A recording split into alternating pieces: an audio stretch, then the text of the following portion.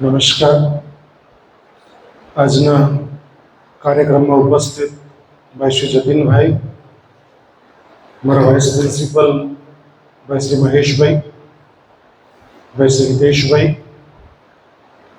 નેહાબેન, તમામ અધ્યાપક મિત્રો અને વાલા દીકરા દીકરી, આજે કદાચ તમને અહીં લાવવામાં આવ્યા હોય એવું બની શકે, કદાચ સ્વેચ્છાએ પણ આવ્યા હોય એવું પણ બનવા સંભવ છે.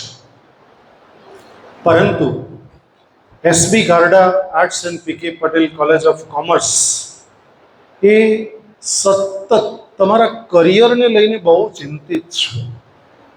અને તો જ આવા પ્રકારના 1 મહિનો બાકી છે પરીક્ષાને, આવતી 23મી એક્ઝામ છે, છતાં પણ આવા કાર્યક્રમો કરી રહ્યા છે. એટલા માટે કરી રહ્યા છે કે ગારડા કોલેજ પરિવાર એ તમારા તમામ બાળકોનું સુખ અને હિત સામા છે એ પૂર્ણપણે જાણે છે.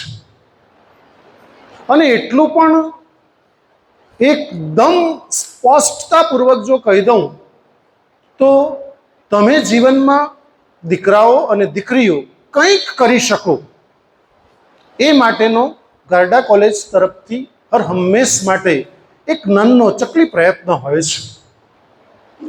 એ પાસેરામાં પૂણીના ભાગ સ્વરૂપે આજે કાર્યક્રમ મને ભાઈશ્રી મળવા આવ્યા તે વખતે જ મેં નક્કી કર્યું કે બોમ્બે સ્ટોક એક્સચેન્જ તરફથી આવ્યા છે અને એમના તમામ બાળકોને 50 કલાકનો વર્કશોપ કરવાનો છે અને એમને સર્ટિફિકેટ મળશે અને પછી એક્ઝામ પણ લેવાશે. તો તમે ઓથોરાઇઝ પર્સન તરીકે ક્યાંય પણ તમે જોબમાં જઈ શકો એટલી સરસ ઓપોર્ચ્યુનિટી આવી છે.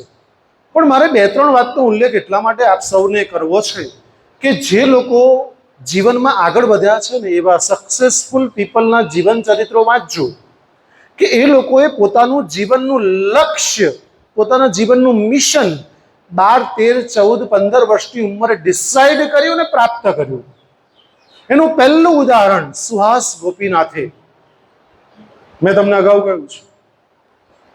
માત્ર 12, 13, 14 વર્ષની ઉંમરે એણે પોતાની કંપની સ્થાપી.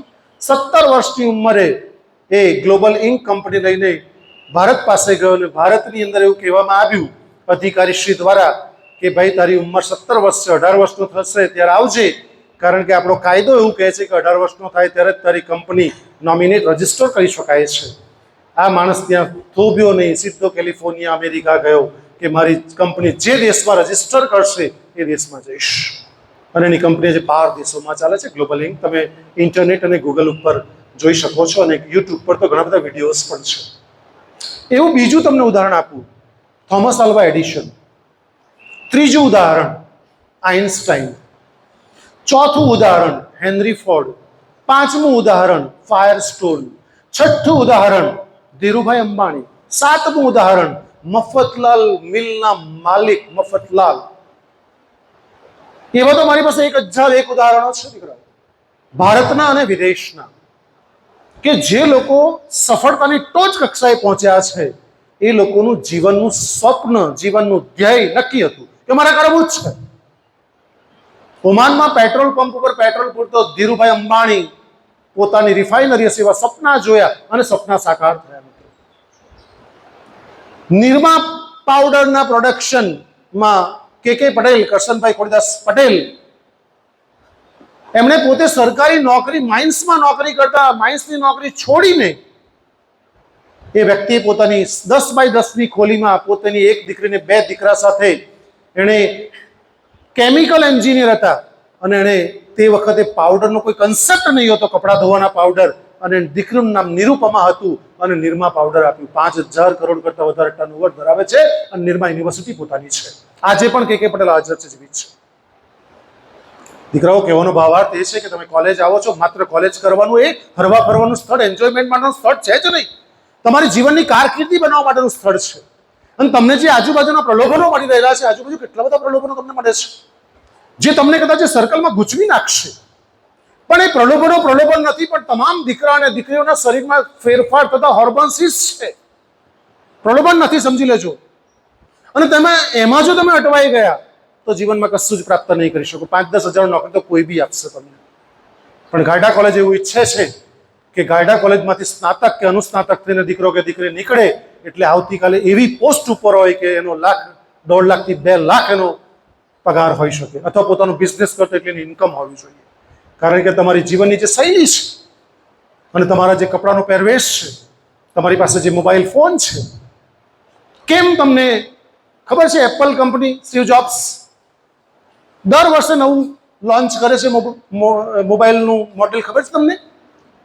હમણાં કયું ચાલે છે ખબર? કયું ચાલે?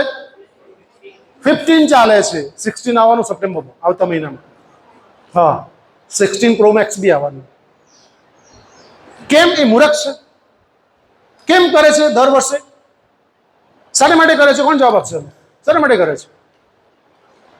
શું કારણ હોઈ શકે છે? હા, એટલે આઉટડેટ નહીં થવા માટે એને શું કરે છે? દરેક મોબાઈલમાં દર વર્ષે શું કરે છે? યસ, અપડેટ કરે છે, અપગ્રેડ કરે છે, પોતાની ટેકનોલોજીને અપગ્રેડ કરે છે. દીકરાઓ, તો તમે ક્યારે અપગ્રેડ થશો યાર? શું આ ઘરણમાં જ ચાલ્યા કરશો?